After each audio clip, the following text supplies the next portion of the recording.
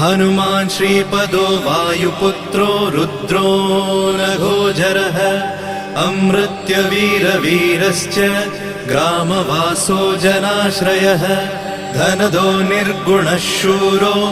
वीरो निधिपतिर्मुनिः पिङ्गाक्षो वरदो वाग्मी सीताशोकविनाशकः शिवः शर्वत्परो व्यक्तो व्यक्तो धराधरः पिङ्गकेशः पिङ्गरोमा श्रुतिगम्यः सनातनः अनादिर्भगवान् देवो विश्वहेतुर्जनाश्रयः आरोग्यकर्ता विश्वेशो विश्वनाथो हरीश्वरः भर्गो रामो रामभक्तः कल्याणप्रकृतिस्थिरः